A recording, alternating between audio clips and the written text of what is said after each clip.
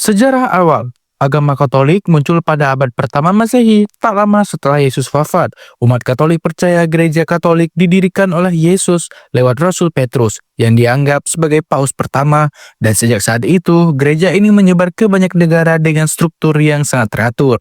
Sementara itu, Protestan baru muncul pada awal abad ke-16 melalui gerakan yang dipimpin oleh Martin Luther dari Jerman. Luther dan para pengikutnya menentang beberapa praktik Katolik yang dianggap tidak sesuai dengan ajaran Alkitab. Pemimpin agama. Dalam gereja Katolik, pemimpin tertingginya adalah paus yang dipandang sebagai penerus Petrus, salah satu tokoh paling penting pada masa awal gereja Katolik. Di bawah paus ada para kardinal yang membantu dan memberi nasihat, lalu ada para uskup yang memimpin wilayah gereja yang lebih besar. Setelah itu, ada para pastor yang memimpin gereja di tingkat lokal atau lingkungan jemaat. Sistem ini membuat ibadah dan keputusan gereja Katolik berjalan dengan teratur dan sama di seluruh dunia. Di sisi lain, dalam tradisi Protestan, tidak ada paus atau pemimpin tunggal. Gereja biasanya dipimpin oleh seorang pendeta yang mengajar atau memimpin ibadah. Di banyak gereja, pendeta juga dibantu oleh beberapa pemimpin jemaat yang ditunjuk untuk menyiapkan ibadah atau membantu jemaat ketika ada kebutuhan tertentu.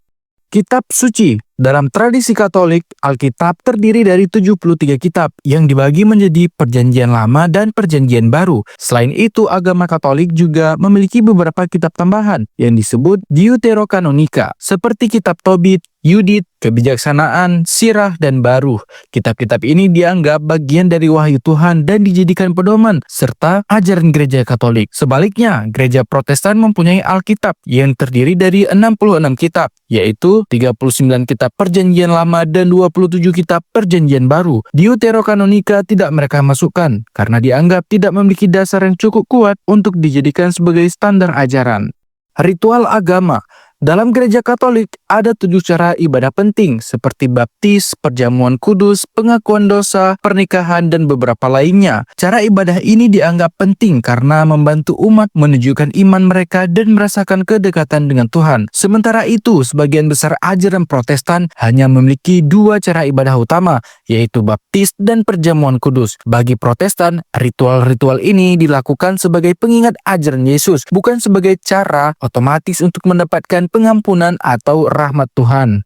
Bunda Maria. Dalam tradisi Katolik, Maria dipandang sebagai ibu Yesus dan sosok yang sangat istimewa bagi umat Katolik.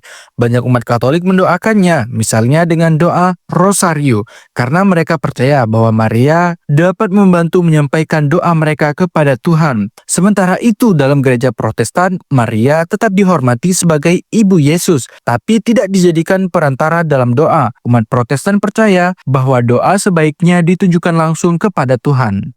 Pengakuan dosa. Dalam gereja Katolik, umat bisa mengakui dosa mereka langsung kepada imam melalui ritual yang disebut sebagai pengakuan dosa. Praktik ini tidak hanya dimaksudkan untuk mendapatkan pengampunan dari Tuhan, tapi juga untuk menerima bimbingan dari imam, agar mereka tahu bagaimana memperbaiki diri dan hidup sesuai dengan ajaran Katolik. Di sisi lain, dalam ajaran Protestan, umat tidak perlu mengakui dosa melalui imam. Mereka diajarkan untuk mengaku langsung kepada Tuhan, percaya bahwa pengampunan dapat diterima tanpa perantara manusia. Hari besar. Gereja Katolik punya banyak hari besar yang dirayakan sepanjang tahun. Yang paling terkenal tentu adalah Natal untuk merayakan kelahiran Yesus dan Paskah untuk memperingati kebangkitannya. Selain ibadah mingguan, gereja Katolik juga memiliki hari-hari khusus seperti peringatan para santo, Pentakosta, dan Hari Raya Maria dikandung tanpa noda. Sementara itu, di gereja Protestan, hari besar yang dirayakan biasanya lebih sederhana dan fokus pada Natal dan Paskah saja. Beberapa gereja mungkin juga memperingati Pentakosta atau hari penting lain, tapi umumnya tidak merayakan Santo atau Santa. Ibadah wajib.